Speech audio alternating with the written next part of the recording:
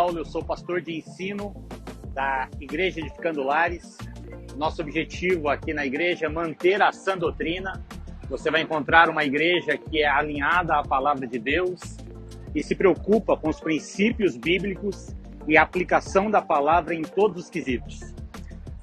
A Igreja Edificando Lares tem como premissa edificar vidas na palavra, e o Ministério de Ensino está aqui para fundamentar isso através dos ensinos da palavra, da exegese bíblica e do cuidado da aplicação da palavra em cada um dos aspectos da vida cristã.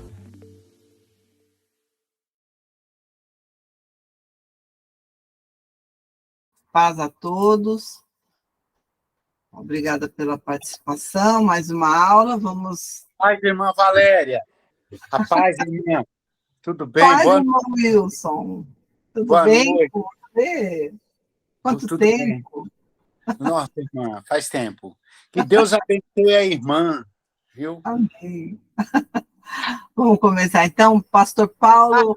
Deixa eu só perguntar, a Dalita está participando ou ela está dormindo? Eu não estou dormindo, tá bom, Wilson? Ainda, né, Dada? Ainda, né? Ainda. Daqui a pouco. Ô, Wilson, isso vai ficar gravado, eu não tô acreditando. Pois é. Não, pode deixar. Deus perdoa, viu, Dalita? Pode dormir. Ô, Valéria, olha isso. Pois é, ele esperou eu começar a gravar para começar com a gravação. Tem jeito. Mas tá bom, vamos começar então. Pastor Paulo, ora por nós. Amado Deus, no nome precioso de Jesus, oramos, Senhor, para iniciar esta aula e pedimos, Senhor, a tua graça e a tua bênção sobre a tua serva que estará ministrando e também sobre cada um que estará acompanhando essa aula hoje e em qualquer dia, Senhor. Abençoa. Em seu teu nome glorificado, em nome de Jesus. Amém. Amém, Jesus. Graças a Deus. Deixa eu colocar aqui a apresentação, compartilhar com vocês.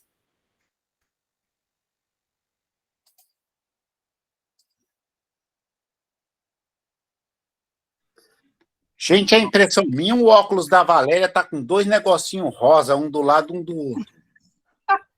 Ô, Wilson, eu acabei de falar, que eu falei, nossa, que óculos grande. Não tá, gente, com dois rosinhas, um do lado do outro, tá meio, né? Ficou grande, né? Penélope charmosa. Eu acho que é para te ver melhor. É verdade. É o lobo mau. Muito bem. Vamos lá, gente. Na aula passada a gente falou, né, sobre o capítulo 5, né? Foi uma aula muito boa, com bastante interação, e hoje a gente vai continuar no capítulo 6. Eu queria só voltar no capítulo 5 que nós falamos,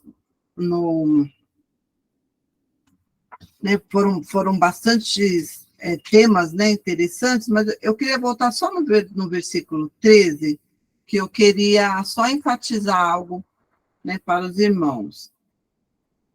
No capítulo 5, versículo 13, né, nós lemos assim: portanto, o meu povo vai para o exílio por falta de conhecimento. A elite morrerá de fome e as multidões de sede.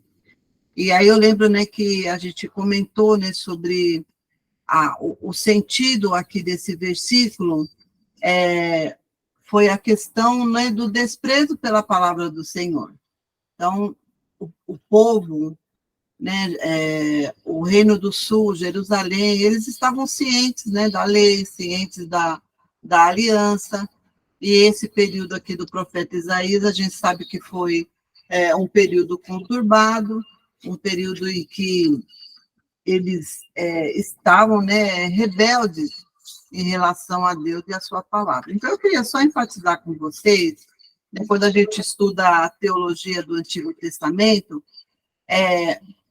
algumas palavras nós precisamos entender o contexto e em que sentido que elas eram utilizadas no Antigo Testamento. Uma dessas palavras é o conhecer, porque muitas vezes a gente lê a Bíblia hoje, a palavra de Deus, e a gente aplica o nosso entendimento com aquilo que nós sabemos hoje, com o nosso pensamento, a nossa cosmovisão, que ela é toda influenciada pelo nosso meio, pela era, pelo momento em que nós vivemos.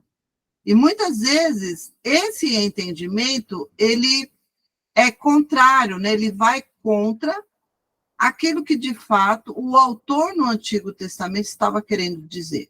Então eu achei importante a gente só voltar um pouquinho principalmente nesse termo de conhecer, para a gente poder entender melhor o que o profeta Isaías está querendo dizer aqui e o que significa conhecer a Deus no Antigo Testamento. Eu lembro que a gente já teve uma aula sobre isso, numa das nossas escolas bíblicas, que nós estávamos falando sobre os atributos de Deus e algumas palavras. Então, eu queria ler rapidinho para vocês aqui o que significa conhecer a Deus no Antigo Testamento. Aí tem esse livro aqui, que a gente já estudou ele também, né, na nossa escola bíblica, que é a Teologia do Antigo Testamento. E o que significa conhecer? Olha só. Assim, conhecer Deus é ser obediente a Ele, ter um compromisso com Ele. Não conhecer a Deus significa rebelar-se contra Ele, negar o compromisso com Ele. Em Oséias, o significado do termo conhecimento de Deus é ampliado para incluir a moralidade do israelita como indivíduo. O conhecimento de Deus pode ser identificado como a prática da moralidade hebraica tradicional, integridade moral. Conhecer a Deus significa ter um entendimento intelectual de quem Ele era, ter um relacionamento pessoal e emocional com Ele e ser obediente à sua aliança e mandamento. Um verdadeiro conhecimento de Deus sempre resultava numa conduta ética. Lembra que eu falei com vocês que no Antigo Testamento, quando a gente pensa a sociedade judaica da época, com o templo no centro dessa sociedade, e o templo como não somente o símbolo da presença de Deus, mas também como um símbolo de relacionamento com Deus. Não existia uma sociedade separada religiosamente, como a gente vê hoje no nosso mundo secular. Né? A nossa sociedade hoje é muito gritante isso, é muito separado a nossa vida religiosa, né? a igreja com a sociedade, né? Com os gentios, aqueles que não conhecem a Deus. Eu não tinha essa visão no Antigo Testamento e na sociedade judaica. O templo era o centro da vida de sociedade daquela época, sendo que o templo era o símbolo da presença de Deus e era ali o lugar onde unia-se terra e céus. Porque quando eles iam oferecer sacrifício, o perdão dos pecados se dava no altar, né? O sumo sacerdote como a pessoa intermediária que conectava Deus com os homens. Então, quando a gente lê versículos, né? Que nem a gente leu agora, né? O meu povo foi para o cativeiro por falta de conhecimento. O que ele quer dizer aqui? Conhecer a Deus não é somente conhecer a Deus de ouvir falar, conhecer a Deus intelectualmente. Porque eu leio a palavra de Deus, eu conheço a Deus. Não. Conhecimento implica relacionamento. Tanto é que você vai ver alguns versículos na Bíblia em que a união entre marido e mulher, a palavra utilizada lá também era conhecer. E Abraão conheceu Sara, e Jacó conheceu a sua mulher. O conhecer aí no sentido de relação sexual. Você quer mais intimidade do que a relação sexual no casamento, no matrimônio? Existe, quando a gente pensa em intimidade, será que existe algum evento maior do que a intimidade entre um homem e uma mulher? É nesse sentido que é aplicada a palavra conhecer. Conhecer é você ter relacionamento com Deus, como um todo, porque também no Antigo Testamento, o homem ele é apresentado como um ser integral, mente, né, o intelecto, como também a vontade, que é o poder das decisões, e as emoções. Quando lá no Antigo Testamento, a palavra usada para coração, que é leb, ele vai dizer assim, olha, o coração é considerado sede do intelecto, bem como da vontade e das emoções. O hebraico antigo não supunha que as pessoas pensavam com a mente, sentiam com as emoções e tomavam decisões com a vontade. Todas essas atividades eram desempenhadas pela pessoa como um todo. Então, quando fala, né, de amar a Deus sobre todas as coisas, com toda a sua alma, com toda a sua força, com todo o seu desejo, é nesse sentido. E você só chega ao verdadeiro conhecimento de Deus quando o seu ser, por completo, está voltado à palavra de Deus. Tudo bem? Lembram que a gente já falou sobre isso? Sim. Então, não é... que muitas vezes você pode pensar, conhecer a Deus, se eu conheço a palavra, tudo bem. Não. Não é conhecer a palavra, né? Mas é você ser praticante da palavra. Então, por isso que não existe, que a gente falou na aula passada, né?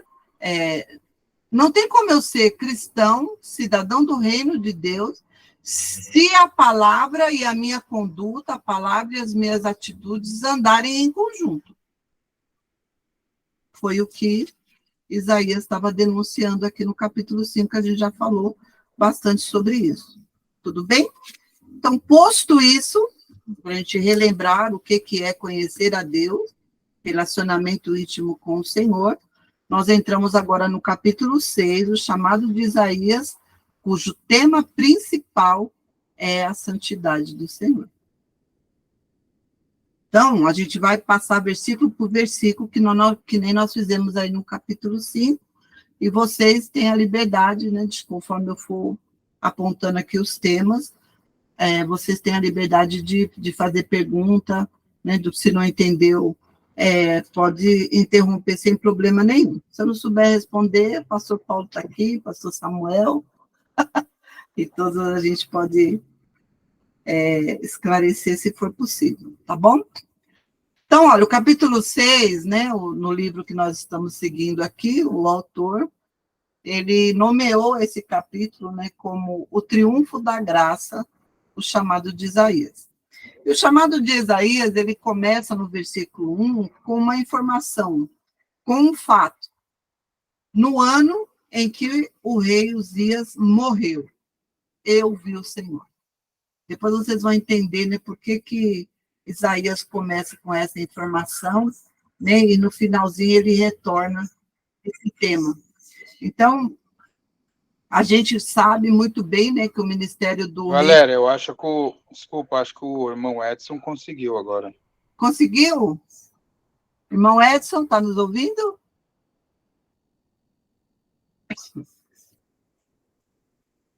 Consegue falar?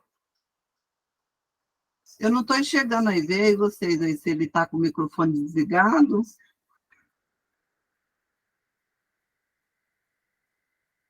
Bom, mas se ele estiver ouvindo, né, seja bem-vindo, o irmão Edson lá dos Estados Unidos, tá? Que ele sentiu o desejo aí de acompanhar as nossas aulas, tá bom?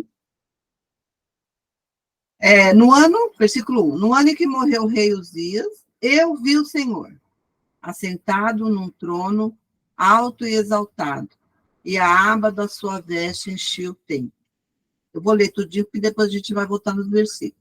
Acima dele estavam serafins, cada um deles tinha 6 asas, com 2 cobriam o rosto, com 2 cobriam os pés, e com 2 voavam, e proclamavam uns aos outros, Santo, Santo, Santo é o Senhor dos exércitos, e a terra inteira está cheia da sua glória. Ao som das suas vozes, os batentes das portas tremeram, e o templo ficou cheio de fumaça.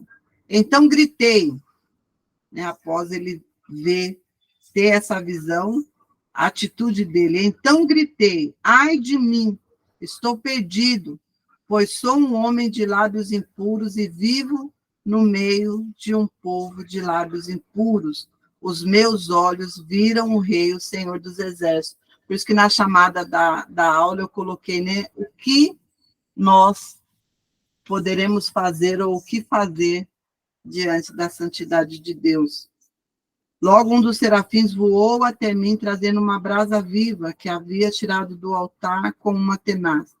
Com ela tocou a minha boca e disse, veja, isto tocou os seus lábios, por isso a sua culpa será removida e o seu pecado será perdoado. Então, ouvi a voz do Senhor, conclamando, quem enviarei? Quem irá por nós? E eu respondi, eis-me aqui, envia-me. E ele disse, vá, e diga a este povo, estejam sempre ouvindo, mas nunca entendam, estejam sempre vendo e jamais percebam. Torne sensível o coração deste povo, torne surdo os seus ouvidos e feche os seus olhos, que eles não vejam com os olhos, não ouçam com os ouvidos e não entendam com o coração, para que não se convertam e sejam curados. Então eu perguntei, até quando, Senhor? Ele respondeu, até que as cidades estejam em ruínas e sem habitantes, até que as casas fiquem abandonadas e os campos estejam totalmente devastados, até que o Senhor tenha enviado todos para longe e a terra esteja totalmente desolada. E ainda que 1/10 fique no país, estes também serão destruídos. Mas assim como o terebinto e o carvalho deixam o tronco quando são derrubados, assim a santa semente terá o seu tronco. A gente sabe, né, que o chamado de Isaías, ele perspassa vários reinados. Né? No capítulo 1, versículo 1, diz que o livro, né, o chamado, a visão de Isaías, foi a respeito de Judá e Jerusalém durante os reinados de Uzias, Jotão, Acaz e Ezequias, reis de Judá. A gente sabe também, né, que o reino de Uzias, ele foi um reinado próspero, longo, mas que o final dele, né, acabou que Uzias fez algo contrário, né, à vontade de Deus, à palavra de Deus, e a gente sabe que os anos finais do rei Uzias não foram anos bons. Ele foi, né, ele teve que viver separado por conta da lepra, né, e aquele, né, tudo aquilo de bom, né, que o rei Uzias tinha feito durante o seu período, porque foi um período próspero, né, um período de grandes realizações, ao finalzinho dele, para o rei, não foi bom, porque ele tomou uma atitude contrária à palavra de Deus, né? E por isso ele ficou afastado. E aqui no chamado, né, a gente já aprendeu também com os capítulos 1 e 5, A5, é como se fosse um prólogo, um resumo, né? O profeta, ele antecipa algumas coisas para, a partir do capítulo 6, então, a gente vai ter os fatos, e é no capítulo 6 que o profeta, ele fala acerca do seu chamado. E nessa visão, nesse relato que ele tem a respeito do seu chamado, ele dá ênfase, ele chama a atenção, a forma como foi esse chamado, e chama a atenção sobre a santidade de Deus. Vocês acham que isso foi à toa? Que isso é apenas o capítulo 6 aqui, nesse livro, ele é apenas uma casualidade? O que será que o profeta quis dizer quando ele relata a sua visão e ele, enfaticamente, ele descreve, ou ele nos chama a atenção sobre uma das características, ou um dos componentes que fazem parte da essência de Deus, a sua santidade. Vocês acham que isso foi aleatório? Por que será, hein? Que o profeta Isaías aqui, ele faz questão de descrever esse chamado. Qual é a opinião de vocês?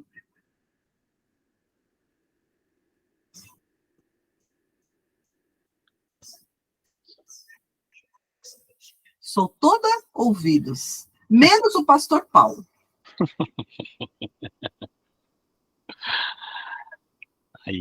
Aí tá difícil, hein?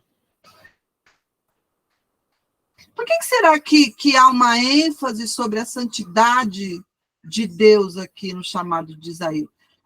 Será que tem alguma coisa a ver, em termos de comparação ou confronto, sobre a situação do Reino do Sul aqui, do que estava acontecendo em Jerusalém?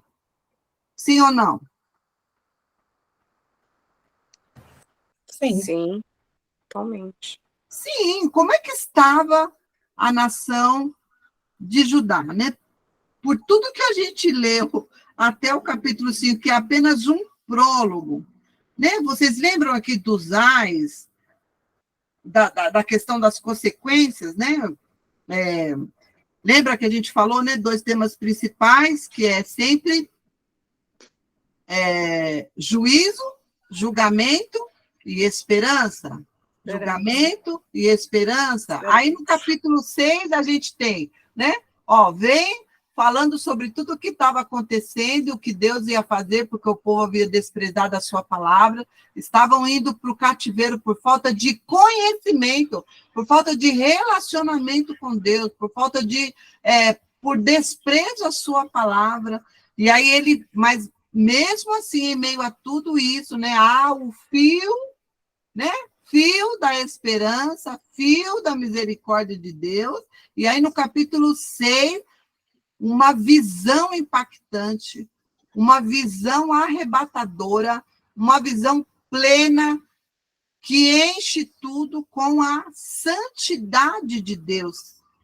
Tem como isso ser aleatório? Não, e ele ainda se inclui, né? Porque nos primeiros capítulos ele estava fazendo o julgamento, ai dele, ai daquele, aí ele começa com ai de mim. Né? Sim. E todo esse cenário que o Isaías vem falando do povo que deixou o seu Deus, dos reis que voltaram seus rostos para a lei do Senhor e viveram na idolatria e na imoralidade, mas aí ele vem lembrando quem é esse Deus que eles servem, né? Quem é o Deus de Israel. Exatamente. Olha só, o povo tinha zombado do santo de Israel. Está lá no capítulo 5, versículo 19. E agora Deus comissiona Isaías para lhes exigir prestação de contas. Uzias reinou do período de 792 a 740, sendo piedoso e poderoso. Quando insistiu em queimar incenso no templo, porém, foi ferido de lepra e assim permaneceu até a sua morte. Era também chamado de Azarias, né? Então, não é aleatório, né? Há uma ênfase aí, né? E um chamamento, um confronto, né? Para nós fazermos uma reflexão sobre o que é o Deus de Israel, o que é o Deus do Antigo Testamento, por que o profeta Isaías, né, faz questão de, por aproximadamente 30 vezes, somente no seu livro, chamar Deus de o Santo de Israel. Deus então, estava dando ênfase. Olha que interessante. Uzias vai morrer justamente porque ele entra no templo. Ele entra no templo e ele vai fazer um sacrifício. E aí os sacerdotes resistem a ele e ele é tomado de lepra e por causa disso ele deixa de reinar.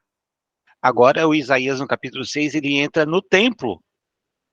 Ele está no templo tendo uma visão da santidade de Deus. E por conta do que aconteceu com o tio dele, com Uzias, ele dá um ai de mim. Porque eu estou no lugar errado. Eu não devia estar aqui. Eu sou pecador. Exato. É interessante, né? Legal. Muito interessante. Porque Uzias, né, ele, por conta disso que ele fez, ele não ficou impuro somente diante de Deus. Ele ficou impuro também diante dos homens, porque a lepra o limitou. Ele passou o resto dos seus dias numa casa separada do convívio social, do convívio familiar e do convívio com Deus. Olha o que Uzias fez. Porque ele ficou totalmente separado. E é justamente quando Isaías entra no templo que ele vê, né, o Senhor assentado, né, num trono alto e exaltado, e ele vê toda a glória de Deus, né, encher o templo. E aí ele vai descrever. Na Bíblia de Jerusalém, esse texto, esse versículo aí, é até mais bonito, porque ele diz assim, ó, no ano em que faleceu o rei Osias, aqui, né? Aí é Osias, viu o Senhor sentado sobre um trono, alto e elevado. A cauda da sua veste enchia o santuário. Olha, era só um pedacinho, uma ponta das vestes do Senhor que estava no Santo do Santo, que enchia todo lugar.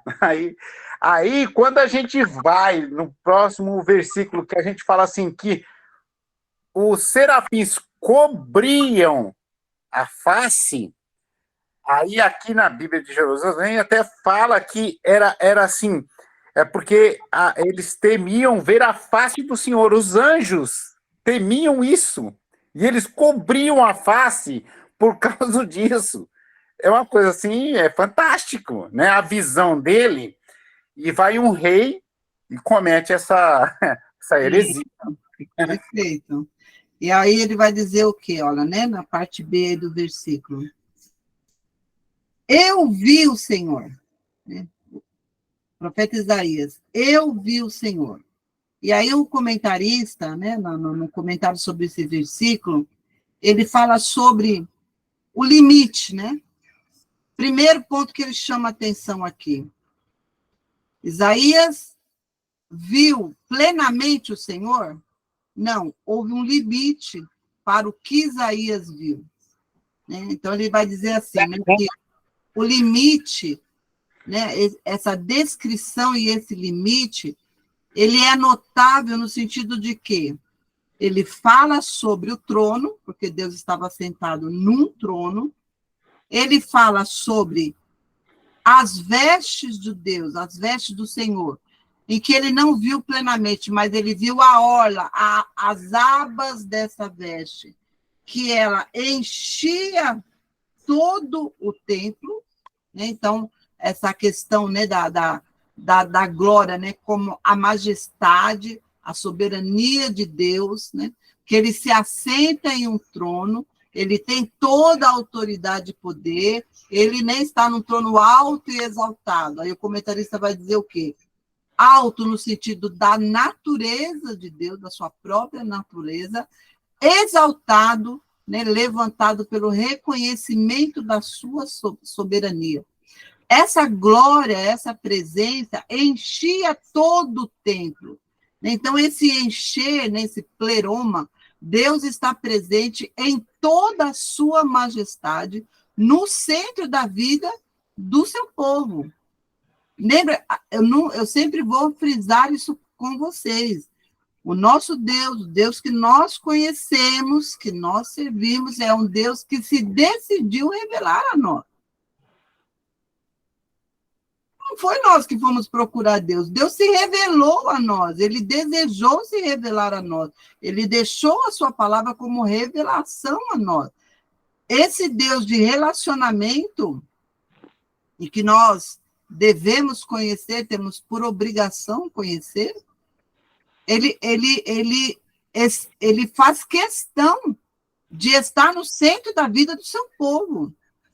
É assim no Antigo Testamento, e é assim também no Novo Testamento, é assim quando Jesus veio, é assim hoje no tempo da igreja, e será quando ele finalizar toda a sua obra redentora. Assim como no jardim, ele aparecia todos os dias, na virada do dia, para falar com Adão e Eva.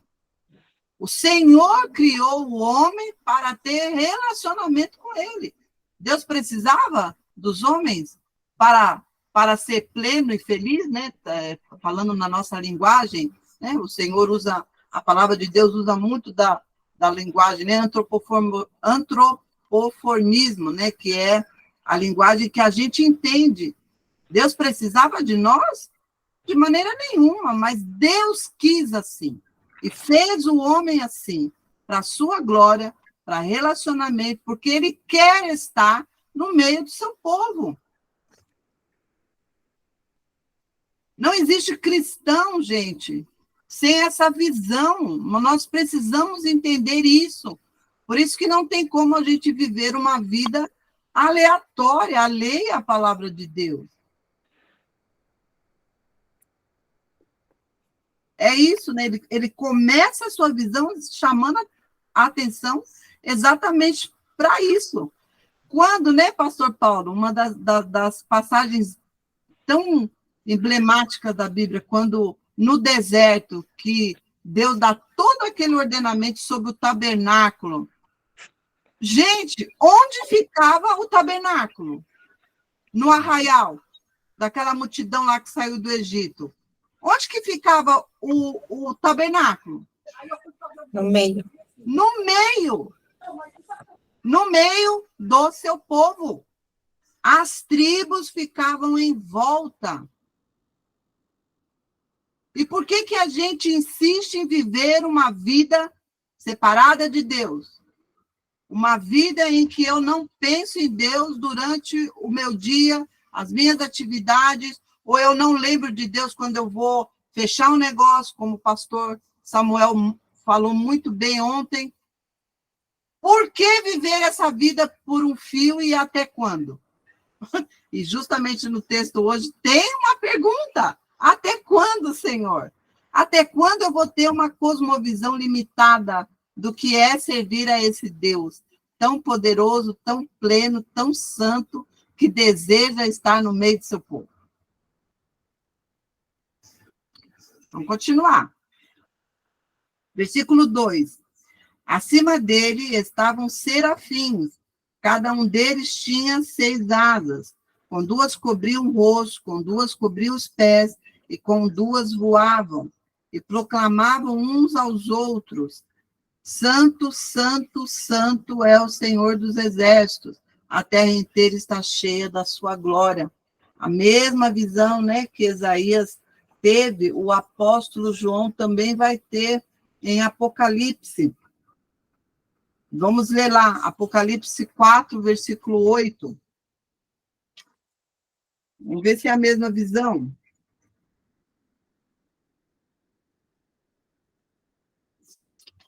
Apocalipse 4, versículo 8. Vou ler o anterior, né? No centro, ao redor do trono, tá, parte B do versículo 6. No centro, também tem um trono, ó. Ao redor do trono, havia 4 seres viventes, cobertos de olhos, tanto na frente como atrás. O primeiro ser parecia um leão, e o segundo parecia um boi. O terceiro tinha rosto como de homem. O quarto parecia uma águia em voo. Versículo 8. Cada um deles tinha 6 asas, e era cheio de olhos, tanto ao redor como por baixo das asas. Dia e noite repetem sem cessar: Santo, Santo, Santo é o Senhor, o Deus Todo-Poderoso, que era, que é e que há de vir. A questão dos seres celestiais, né? Então, o que é descrito aqui em Isaías, né? São chamados serafins. Os serafins, no hebraico, ele significa um ser ardente, né? Como chama de fogo. Então, esses serafins, eles tinham 6 asas. Os verbos aplicados aqui nesse versículo, que ele fala: né? Com duas cobriam o rosto, com duas cobriam os pés e com duas voavam. Então, esse cobrir, cobrir e voar, ele dá no hebraico o sentido de ação contínua, de movimento constante. Foi a mesma visão que Ezequiel também teve, né, do movimento daqueles seres como roda, constantemente se movimentando, né?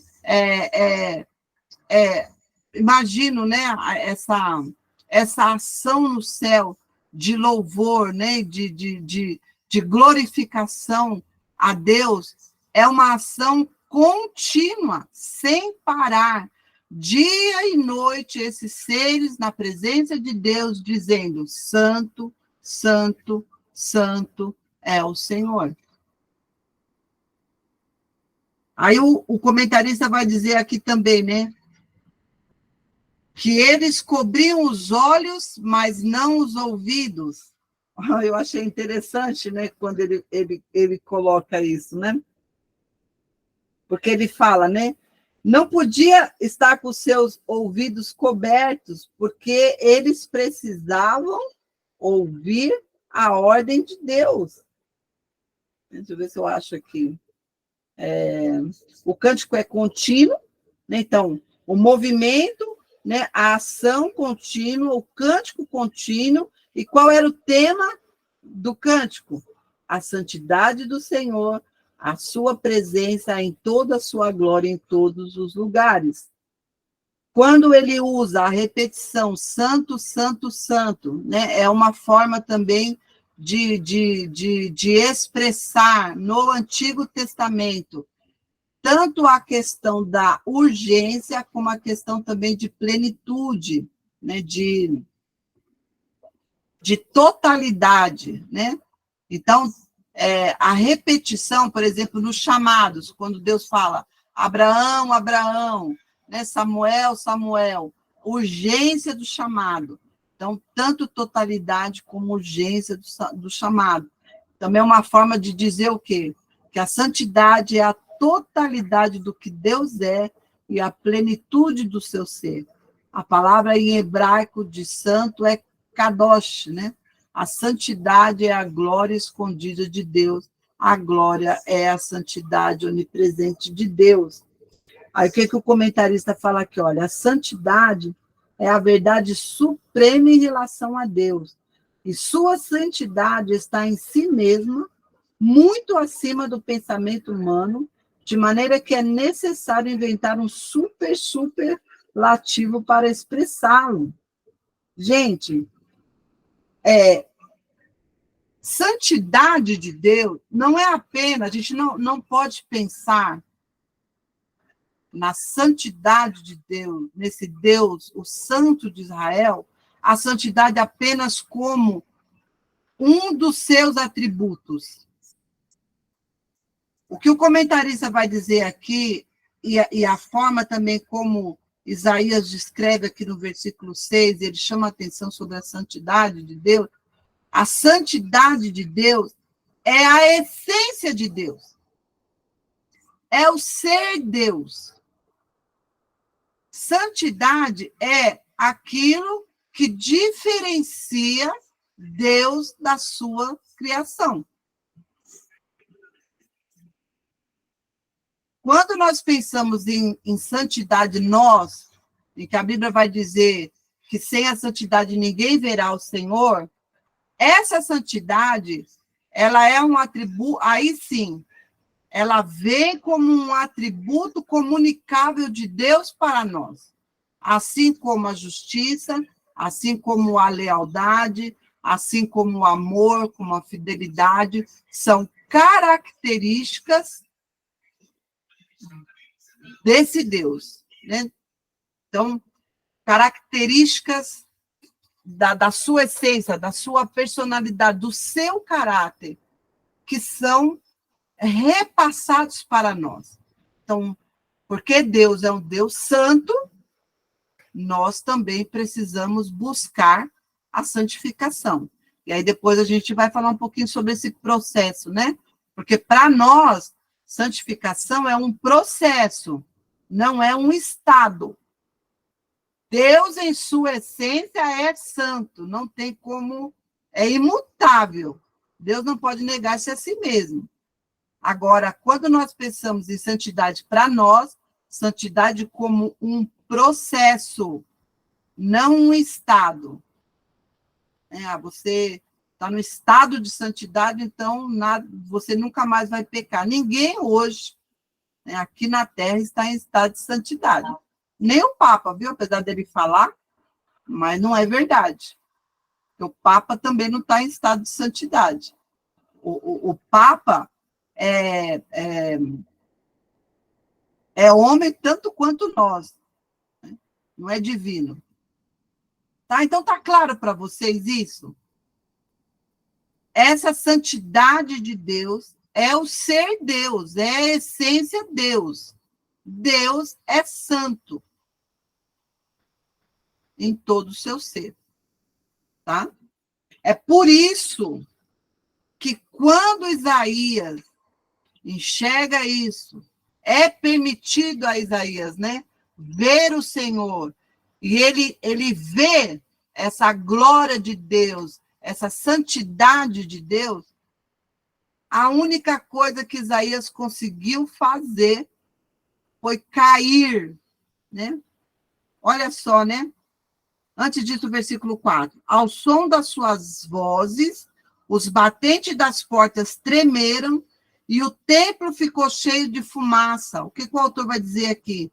Que é como se fosse um limite dado aqui para Isaías. Quando ele viu essa santidade de Deus, os batentes das portas tremeram, o batente como o limite que ele não poderia passar. Assim como Moisés, quando viu a sarça ardendo, e que ele, curioso, foi se aproximar, ele ouviu Deus dizer para ele, tira, né, a sandália dos seus pés, porque o lugar em que você está é santo. Por que o lugar era santo? Porque a sarça estava queimando?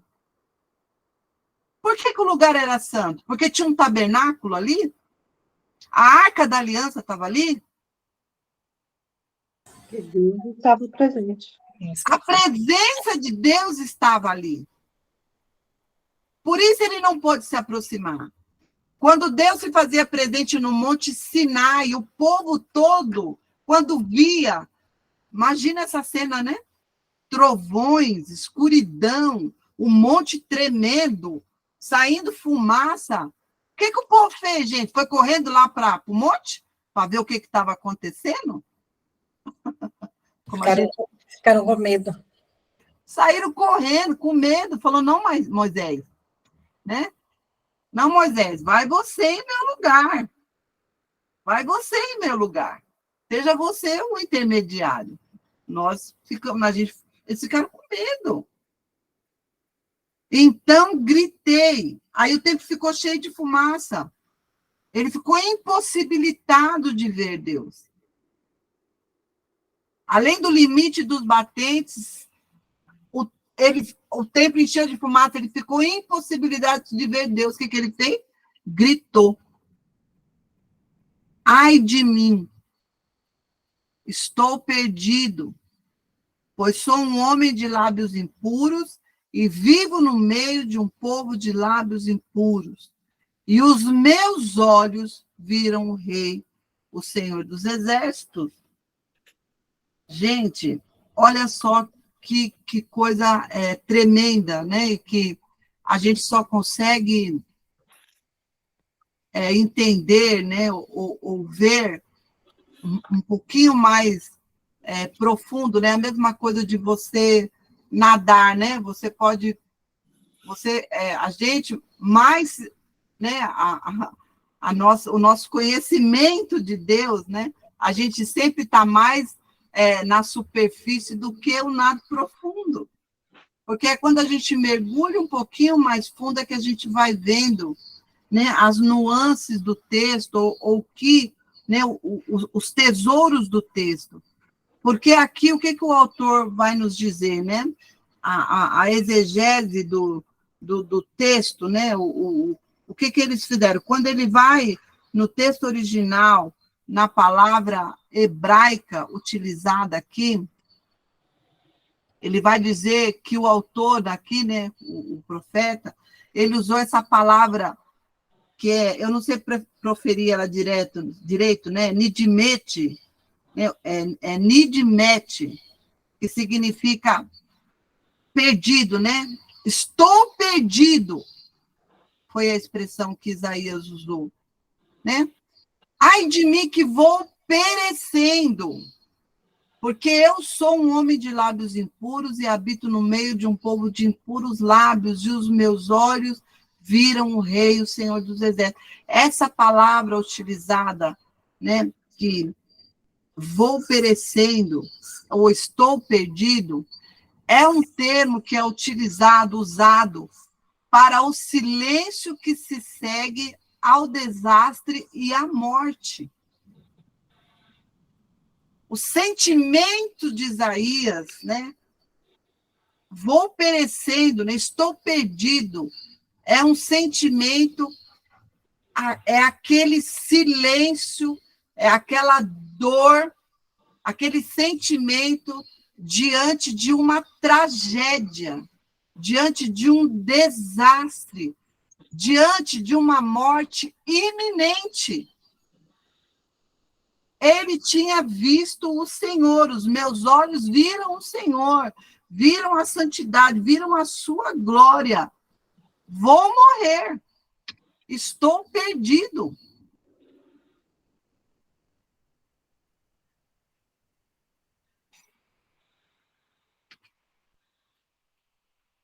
Olha só, termo usado para o silêncio que se segue ao desastre e à morte, oriunda da palavra damá, que significa ficar quieto. O que estava acontecendo aqui? Diante da santidade de Deus, Isaías se sente totalmente desqualificado, incapaz de estar na presença de Deus, diante da presença de Deus, totalmente impossibilitado, incapaz. Isaías não somente reconhece a sua culpa, mas também, né, como a Vivi já falou, ele reconheceu que ele também nada fez em relação à culpa do povo, porque ele habitava no meio daquele povo também de lábios impuros e não fez nada a respeito. Não tentou se separar dela. Isso entrou como um agravante da sua culpa. O autor vai dizer aqui que esse termo silenciado significava que Isaías ele estava excluído desse coro celestial. Ele ouviu os serafins cantando, Santo, Santo, Santo é o Senhor. E ele se sentiu excluído. Ele não podia estar ali naquele lugar. Aí ele vai falar assim, olha, excluído do coro celestial, proibido de se juntar à adoração, até mesmo à distância. E sim, incluído no silêncio da morte.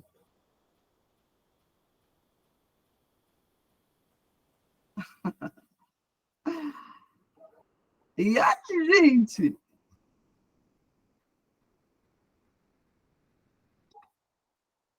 E aí? Isaías era meio bobo, né, meu? Porque se fosse eu, me sentiria digno. Gente, é impressionante isso. Aí, o que o comentarista vai falar aqui? Né? Depois eu vou mandar esses outros comentários que eu coloquei aqui, que é aqui, o que ele está dizendo aqui, né, o que o texto está querendo mostrar para nós, é um confronto. Isaías, né? Ó, Isaías versus Deus, Isaías versus a santidade de Deus. Então, o que ele está dizendo aqui, ó, gente? Não é simplesmente isso. É humanidade diante da divindade. Não é somente isso. O que o profeta Isaías está chamando a nossa atenção aqui é o confronto entre o pecado diante da pureza moral de Deus, diante da santidade de Deus. Percebe? Gente, no Antigo Testamento, quando a gente lê a respeito das leis do tabernáculo, das leis do templo, quais eram as pessoas que eram autorizadas por Deus a entrar no templo, no lugar santo e depois no lugar santo dos santos? Quais eram as leis acerca de tudo aquilo que era utilizado para o sacrifício? Era qualquer um? Qualquer um podia chegar diante da presença de Deus? No Antigo Testamento, né? Antes do sacrifício de Jesus? Não. Existia uma regra clara sobre o santo e o profano?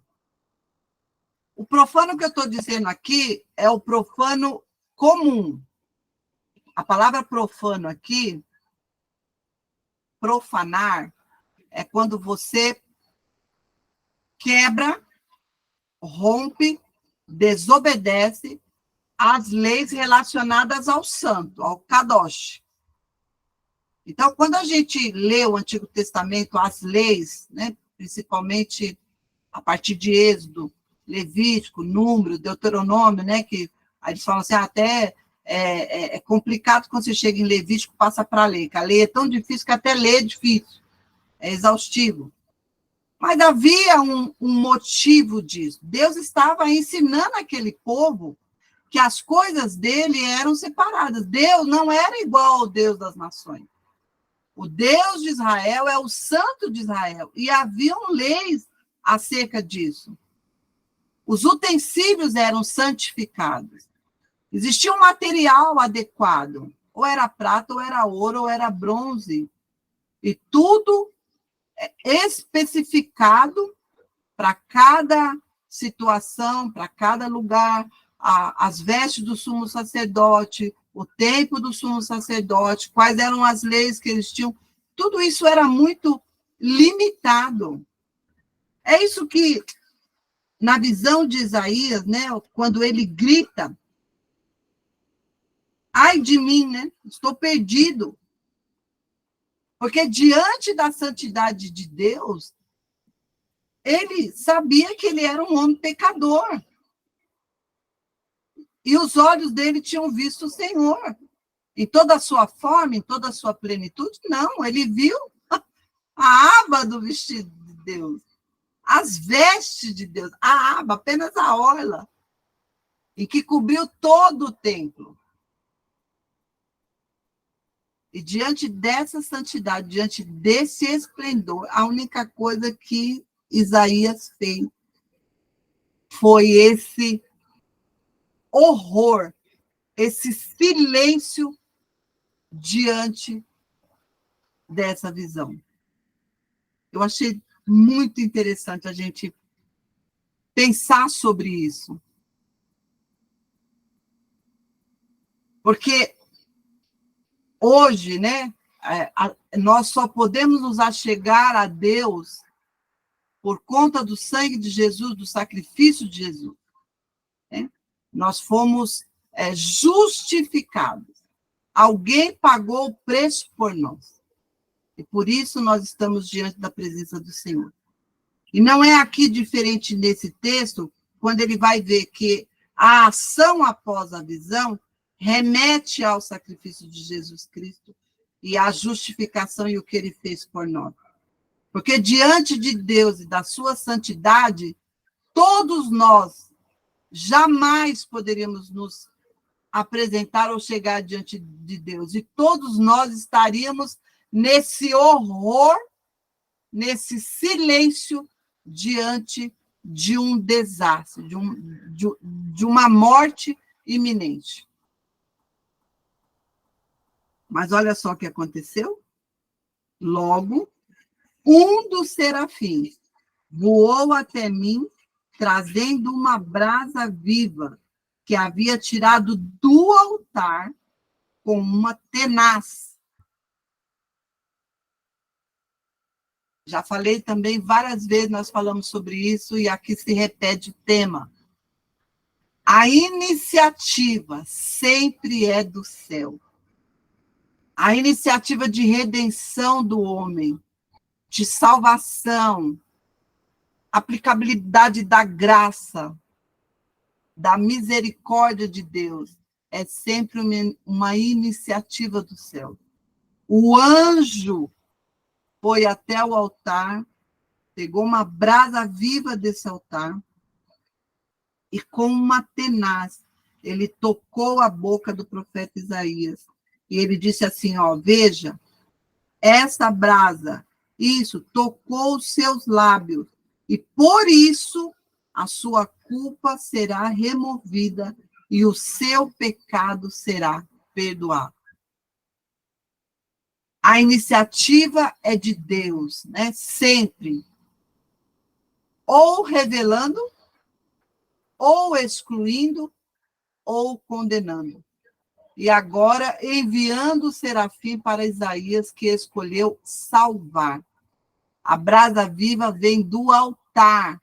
Então, ela remete ao quê? A expiação, a propiciação e a satisfação exigida por Deus. Em que sentido aqui?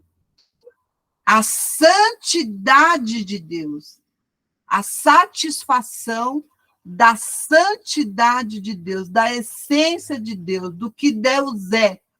Para se aproximar desse Deus, nós precisamos ser purificados, resgatados, justificados. Por isso que há perdão, purificação e reconciliação.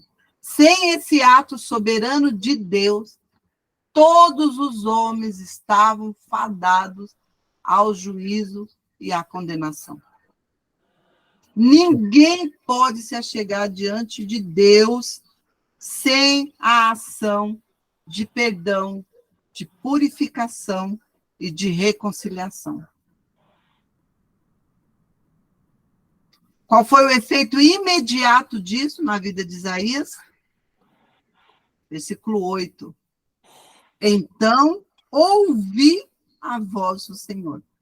Eles tinham visto a glória de Deus, visto a santidade de Deus, ficou petrificado diante disso, porque reconheceu o seu pecado, a sua culpa, e não somente a sua, mas também do povo, ele sabia tudo o que estava acontecendo.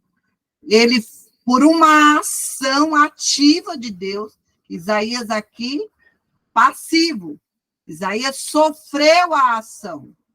Então, por uma ação soberana de Deus, ativa de Deus, que retira uma brasa viva do altar, ele purifica os lábios de Isaías, a sua culpa é removida e o seu pecado é perdoado.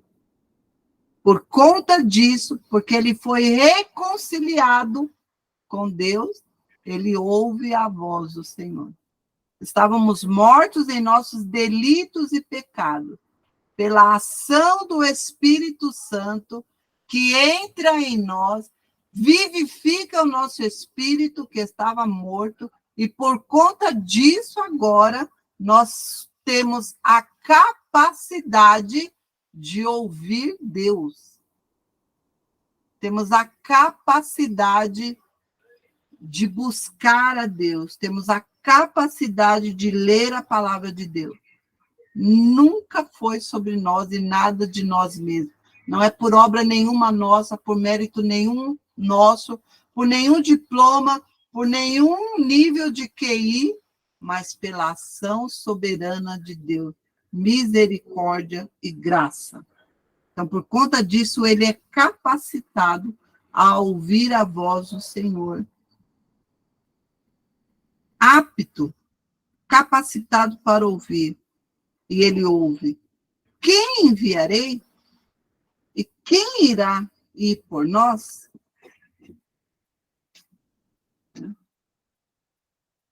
Até aqui tudo bem? Sim. Amém. Aí, né, interessante aqui, né, que até o apóstolo Paulo, estou chamando o pastor Paulo de apóstolo já, hein? O pastor Paulo, na aula passada, ele deu um... Opa! Já tô chamando você de apóstolo já, hein? Aí, nossa igreja ainda não é apóstolo, não, viu, gente? Mas aí o pastor Graças Paulo... a Deus. Graças a Deus, né? O pastor Paulo deu, né, um spoiler na aula passada, porque ele falou, né? E aí aqui o comentarista, ele diz, né, que um das questões, né, de meditação aqui, quem é o nós desse versículo? Quem irá por nós? Quem é o nós? Aí, olha só, vamos ler lá. João 12, versículo 41. Vamos ler juntos. Quem achou, pode ler. João 12, versículo 41. Não é a Trindade? Oi? Não é a Trindade? Não entendi. Não é a Trindade? Tá, mas vamos ler aí. João 12. João 12. Isaías disse isso quando viu a tua glória e falou dele. Lê de novo. João 12, 41. Isaías disse isso quando viu a sua glória e falou dele. Ele quem? De quem que João está falando aí? Jesus. Jesus. Ó na NVI. Isaías disse isso porque viu a glória de Jesus e falou sobre ele. A visão de Isaías está dizendo que viu a glória de Deus. E João viu a glória de Jesus. Atos 28, 25.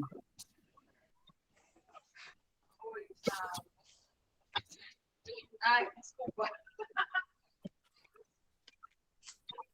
Tá bom. Valeu. Obrigada.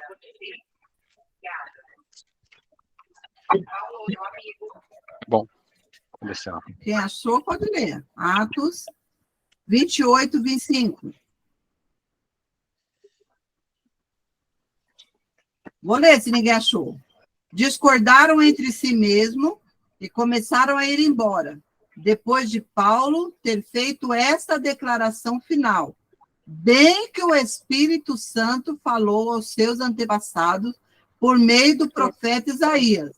Vá a este povo e diga, ainda que estejam sempre ouvindo, vocês nunca entenderão.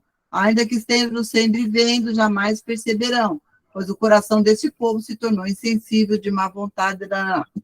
Quem é o nós aqui em Atos? O Pai, o Filho Verdade. e o Espírito Santo. O Espírito Santo. Então, aí alguns, né, quando vão conversar com a gente a respeito da Trindade, falam assim, não, mas Trindade não é uma doutrina bíblica, porque a palavra Trindade não está na Bíblia. E aí?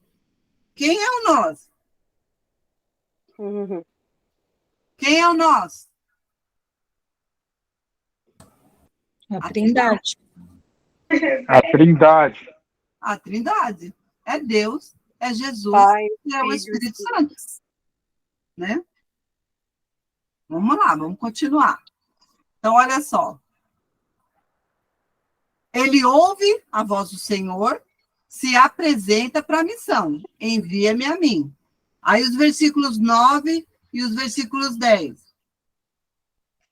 Eu respondi, eis-me aqui, envia-me. E ele disse, Deus, vá e diga a este povo, Estejam sempre ouvindo, mas nunca entendam. Estejam sempre vendo e jamais percebam. Olha que interessante o versículo 9.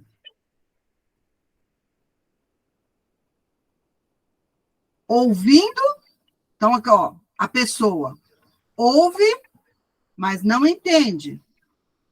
A pessoa vê e não percebe. O que ele está chamando a atenção aqui? Né? Aí o comentarista vai dizer, duas percepções aqui. Ele está falando dessa pessoa em que há confronto entre as faculdades exteriores e interior. Então, o homem, né?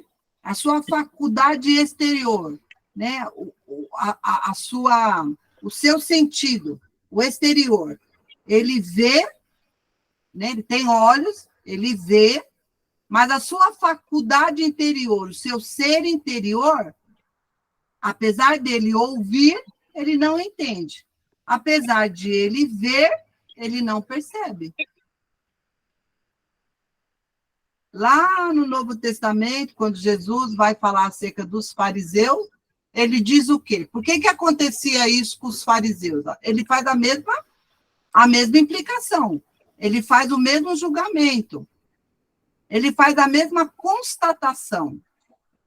Né? Os fariseus, saduceus, mestres da lei, líderes dos sacerdotes, honravam com os lábios, mas o coração estava distante. Também viam, mas não percebiam, né? Não enxergavam, não entendiam adequadamente. Então, o que é isso? A capa de religiosidade. Eu estou lá, né? Eu frequento o culto, eu levanto a mão, eu adoro, mas apenas com as minhas faculdades exteriores, com o meu sentido exterior. Porém, o meu ser interior, né, está distante de Deus. Paulo trabalha muito isso nas suas cartas, quando ele faz o confronto o confronto entre o homem exterior e o homem interior, que ele fala assim, ó, ainda que o homem exterior ele vai se deteriorando, porém o homem interior vai crescendo de glória em glória. Eu posso ter uma capa de religiosidade, todo mundo pode olhar para mim e falar, nossa, aquela ali verdadeiramente ela é cristã. Se eu estiver olhando só o exterior. Mas a Bíblia fala para você não olhar isso, né? Como é que o homem interior, então, ele é... Como é que nós percebemos o homem interior nas pessoas? Quando a gente, né? Principalmente quando a pessoa está... né, um conhecimento de Deus, um relacionamento com Deus, a gente consegue perceber por meio dos frutos do Espírito. Os frutos de arrependimento. Se a minha vida, se o meu ser, se a minha vida cristã, ela não produz fruto, eu estou que nem esse cara aqui, de Isaías. Estejam sempre ouvindo, mas nunca entendem. Estejam sempre vendo e jamais percebam. O apóstolo Paulo, quando ele começou a escrever a sua carta lá na igreja de Corinto, tem um dos capítulos lá, se eu não me engano, é o capítulo 6, que ele fala assim, ó, eu não pude ir convosco como homens maduros, como cristãos maduros, mas como neófitos da fé. Porque aquele cristão que ele não tem o seu homem interior crescendo de glória em glória, amadurecendo espiritualmente, ele jamais vai produzir fruto. Ele vai continuar aquela criança para o resto da vida. Né? Concordam? Concordo, sim. Sim. Por isso que no versículo 10, ele vai repetir, é uma forma de chamar a nossa atenção que o assunto é sério. Porque no versículo 10, ele repete aquilo que ele falou no versículo 9. Torne insensível o coração deste povo.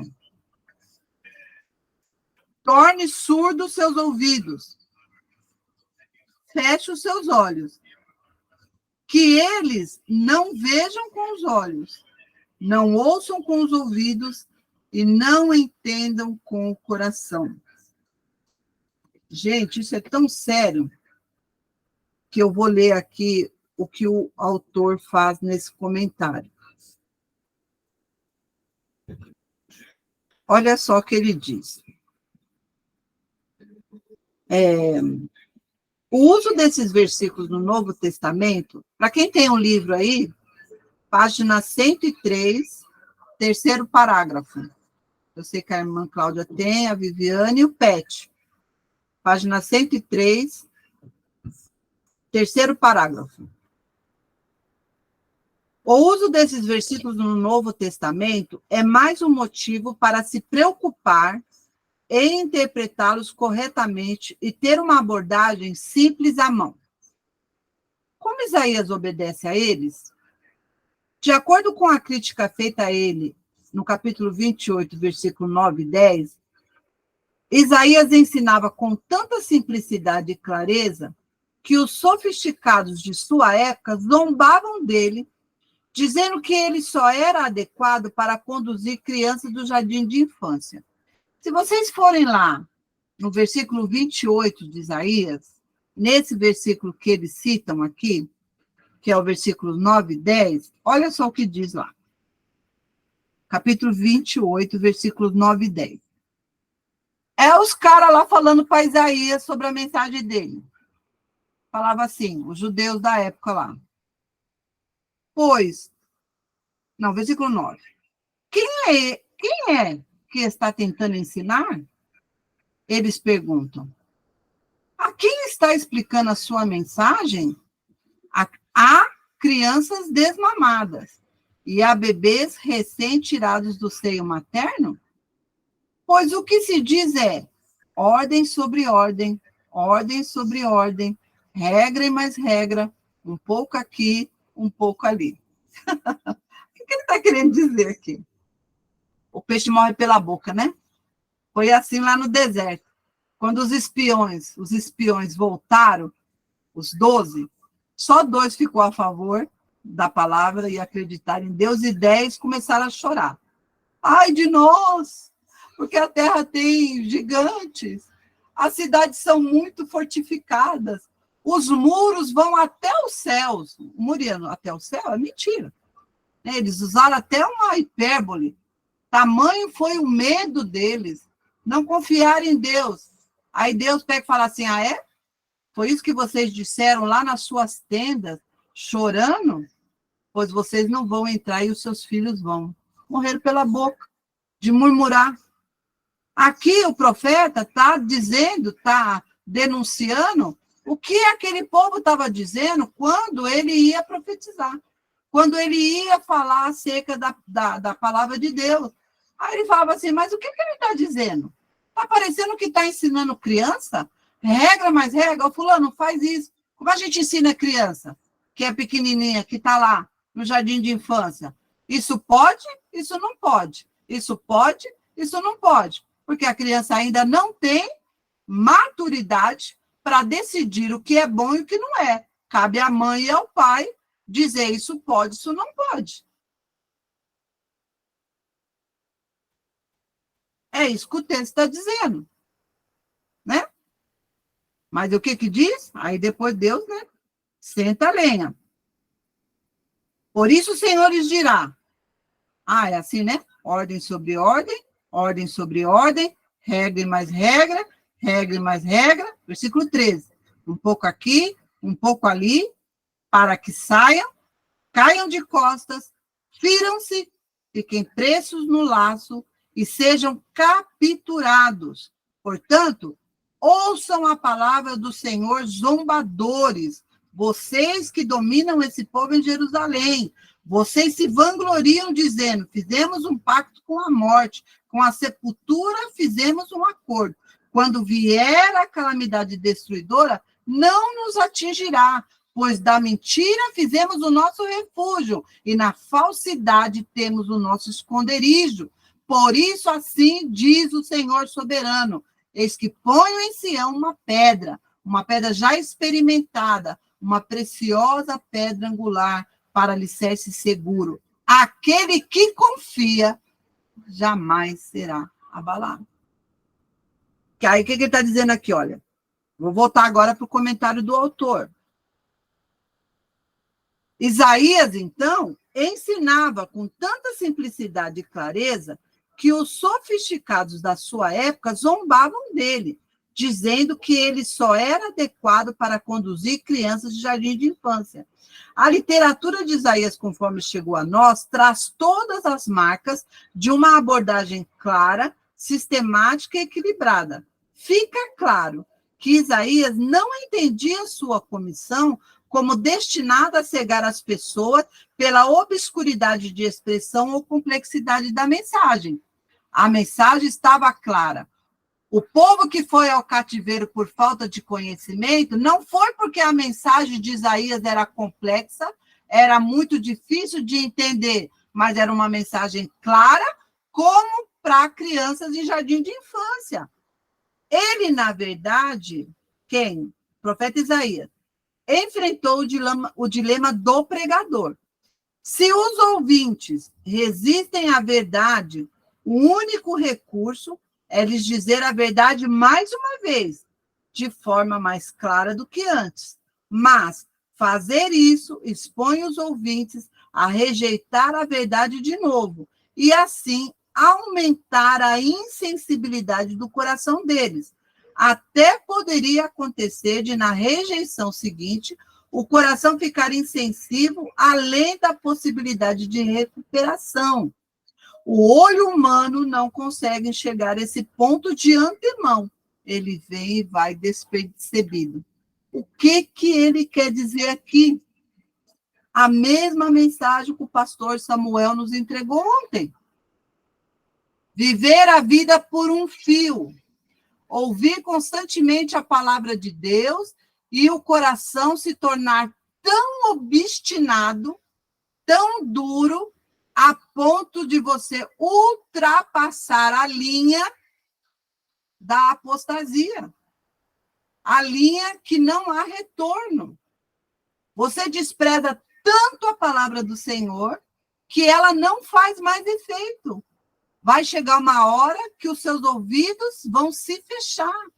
Os seus olhos, apesar de ver, não vai entender. O seu coração estará distante de Deus. E você entra num limite, numa linha em que não há retorno mais. Qual é essa linha? A apostasia. Você apostata da fé.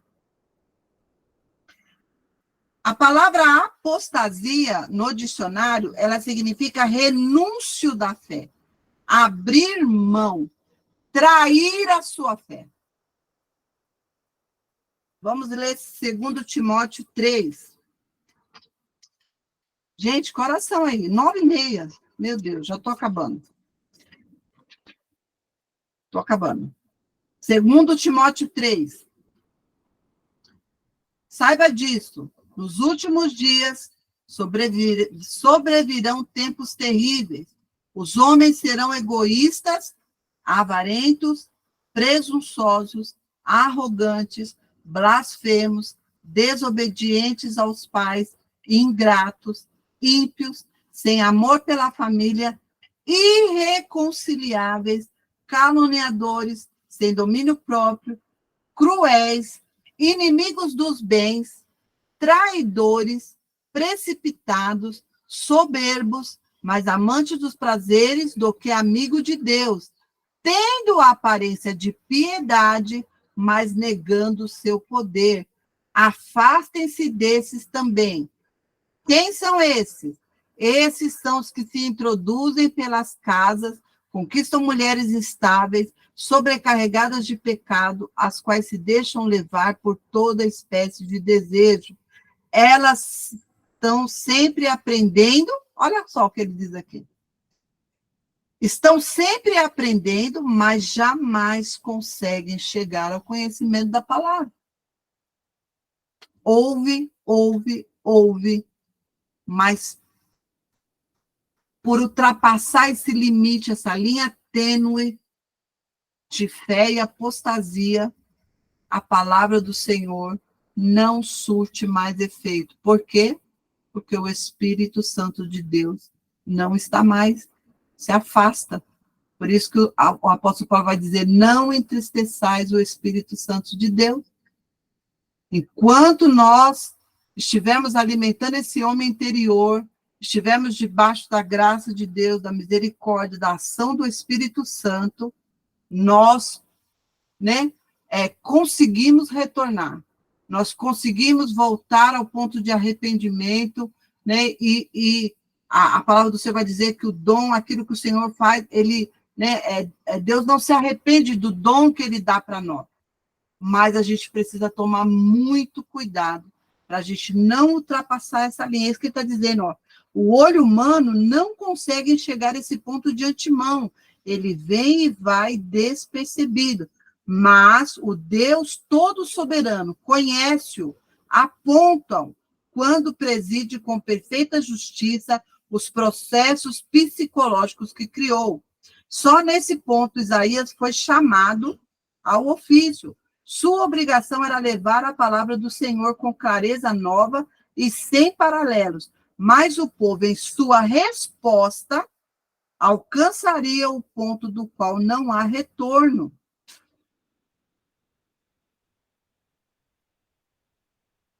Mas a misericórdia de Deus sempre permite, que haja um remanescente.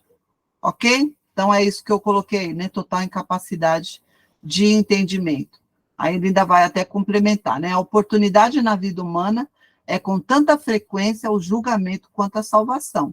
Uma vez que você tem a oportunidade, o conhecimento, e você foi colocado diante de Jesus Cristo, ou ele é sua pedra de toque, ou ele é sua pedra de tropeço, pelas suas ações, tá? Para finalizar, versículos 11 e 12. Então eu perguntei, até quando? Até quando? Até quando, por um fio. Até quando, Senhor? E ele respondeu, até que as cidades estejam em ruínas e sem habitantes, até que as casas fiquem abandonadas e os campos estejam totalmente devastados, até que o Senhor tenha enviado todos para longe e a terra esteja totalmente desolada. E ainda que 1/10 fique no país, esses também serão destruídos. Mas assim como o terebinto e o carvalho deixam um tronco quando são derrubados, assim a santa semente será o seu tronco. Então, aqui, a partir do versículo 11, até quando o Senhor mesmo mostra para Isaías que esse povo, ele não vai, parte desse povo, ele não vai ouvir a palavra, ele vai endurecer o seu coração por conta disso. Vai vir o cativeiro, Jerusalém vai sofrer a penalidade do desprezo da palavra de Deus. O julgamento vai vir, porém um julgamento com esperança. O remanescente permanecerá, ainda que a árvore seja cortada, a sua raiz ao cheiro das águas brotará. É isso que ele está falando. Assim, a santa semente será o seu tronco. Então, ele vai dizer que é a esperança, o versículo final aqui. Então, a vinda do Messias é a garantia de um povo futuro sobre quem ele reinará. A santa semente pode ser o remanescente chamado de santo e escritos na vida em Jerusalém. Aí, outro comentário que ele vai fazer, no final desse versículo, é que ele associa esse último versículo com o primeiro versículo que ele começa. Apesar dele começar o versículo dizendo, trazendo para nós um fato que foi tragédia, que foi a morte do rei, mas mesmo diante do desastre da morte, ele viu o Senhor. Então, houve esperança em meio ao sofrimento, aquela calamidade. Mesmo vindo o cativeiro para Jerusalém, ele viu uma esperança. Esse povo vai voltar, o remanescente vai permanecer, porque é desse remanescente que virá Jesus Cristo, Messias, o nosso Salvador. Amém? Glória a Deus, Amém. Finalizando a minha parte. Glória a Deus. E aí, acabei aqui, aí vocês... É forte, hein? É forte. É forte, né? Pronto, agora estou vendo vocês. Algum comentário? Alguma observação?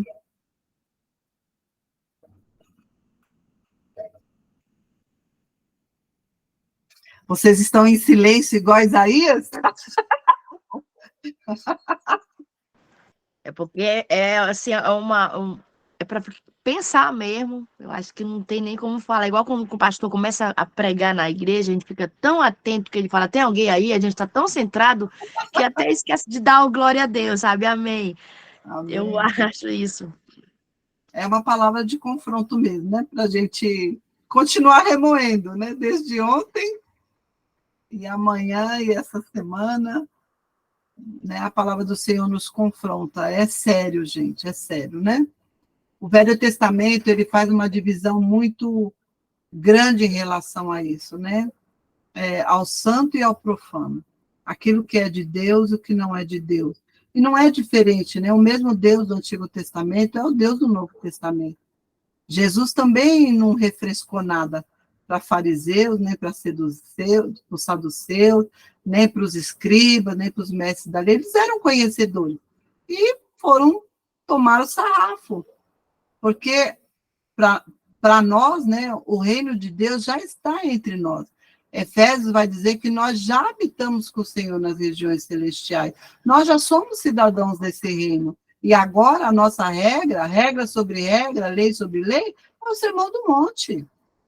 É a gente meditar todo dia mesmo. Capítulo 5, 6 e 7 de Mateus. Nós temos que refletir. Nós, a igreja, é a vitrine do reino de Deus. É a agência do reino de Deus. Nós fazemos parte desse reino. Nós somos embaixadores de Jesus Cristo. Nós pregamos o evangelho. O mundo vê Jesus Cristo por meio de nós. E o que nós estamos fazendo com a sua palavra, com os seus ensinamentos?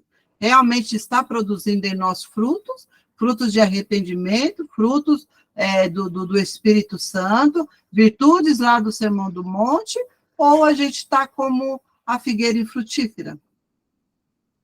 Assim, eu vejo assim Estamos que com uma árvore. deu para entender um pouquinho assim que muitos têm um conhecimento, muitos estudam, que tem até uma parte que você falou, que muitos estudam, têm o conhecimento, mas eles ficam estagnados, parece que guardam para si. E a palavra do Senhor fala que a gente tem que ir de pregar o evangelho, mas muitos não fazem isso. Estão ali sentados num banco, só dando glória a Deus, aleluia, louvando, chora, mas quando é para fazer o que é o ídolo do Senhor para levar essa palavra, não está indo. E muitos estão morrendo porque não tem esse conhecimento. E esse conhecimento, nós que somos cristãos, nós temos que ter o dever de levar para quem não tem. Então, assim, não adianta a gente ficar só entre nós. Eu vejo assim, tem pessoas, como falou, a minha essência, ela é uma pessoa, olhou para você, nossa, essa mulher é de Deus, pelo fato da transparência, né? Mas posso estar aqui todo dia lendo a palavra do Senhor. Mas se eu não praticar essa palavra do Senhor? Em vão. É em vão. Você construiu a sua casa sobre a areia. Ela vai E ser pessoas testada. estão precisando. Tem pessoas que estão ali estagnadas, que não têm essa coragem de sair para pregar, para falar. Então, a gente tem hoje, eu vejo que nós temos N possibilidade de fazer isso. É rede social, é WhatsApp, num ônibus, no metrô, onde quer que você vá falar, né? Mas tem pessoas que ainda não têm essa capacidade, essa coragem de falar mesmo, de expor esse Deus, né? Então, eu vejo isso assim, pelo um pouquinho que deu falar. Antes não tínhamos essa atitude de falar com Deus, de esse livro. Foi rasgado o véu. Hoje nós temos o livro-arbítrio, contato com ele, diretamente.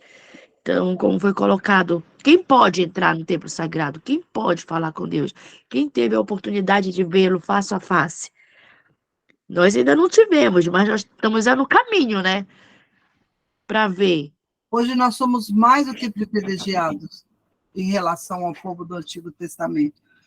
Porque após o sacrifício de Jesus Cristo na cruz, hoje nós somos o templo. Nós somos o tabernáculo de Deus. O Espírito Santo habita em nós. Deus e Jesus Cristo habita em nós. Por isso que para nós é mais complicado nesse sentido de que uma vez você tendo contato, uma vez você sendo conhecedor no sentido que eu iniciei a aula. Conhecer a Deus implica em ter relacionamento com Ele, intimidade. Uma vez que eu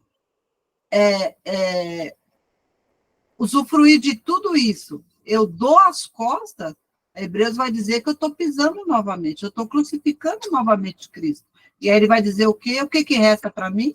Se eu pisei novamente o sangue de Jesus, o sangue que me purificou, que me justificou, eu dou as costas para ele, o que que o Hebreus vai dizer? Nada mais resta para mim, a não ser um senso de julgamento, de justiça e de juízo, porque Deus é um Deus justo. Então, o que o profeta Isaías, né, com esse chamado, né, nos chamando a atenção sobre o que é esse santo de Israel, a santidade de Deus e como eu devo me portar, quais são os frutos que eu devo apresentar, a gente precisa entender, né, que ser cristão não é brincadeira. É coisa muito séria. O pastor Samuel falou ontem, né? Você quer conforto? O máximo de conforto que você vai ter é o ar-condicionado da igreja, é a luz baixa, é você ter um ambiente favorável e você ouvir a palavra. É esse o conforto. A Bíblia não traz conforto, a Bíblia traz confronto. Refrigério, sim, em todos os momentos, quer seja nos vales, nas montanhas, nós temos o refrigério do Senhor. Mas ser cristão não é uma vida confortável, não. É uma vida de confronto. Amém, queridos? Preparados para isso, né? Preparados. E a preparação, ó, está nas nossas mãos, ó. Temos ela na hora que a gente quiser, né? Mas a gente precisa aprender, né? A não desprezar a palavra do Senhor. Amém? Os pastores estão aí ainda? Pastor Samuel, pastor Paulo. Podemos encerrar? A Dalita já está dormindo. Sempre. Sempre aqui. O Paulo foi receber aqui uma pessoa aqui na porta. Tá bom. Gente, desculpa o horário, né? 21h43. Vamos encerrar, então? Paulo? A gente vai encerrar com... Oi, Wilson. A Dalita já está dormindo, é só isso que eu queria falar, porque é 15:10. Então tá bom. Alguém se habilita aí a orar por nós? A pastora está no lugar do Paulo. Débora. Débora, ora por nós, para a gente encerrar? Amém. Obrigada, Bora. gente, pela paciência. Tá linda a sala hoje, hein?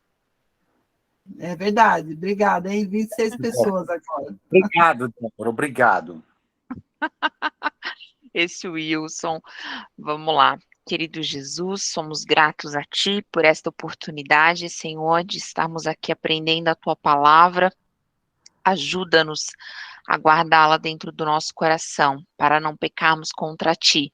E para cada dia, Senhor, oferecemos a Ti o nosso melhor, aquilo, Senhor, que verdadeiramente agrada o Teu coração. Fica conosco, dá-nos uma noite de paz, é o que nós te pedimos em nome de Jesus. Amém. Amém.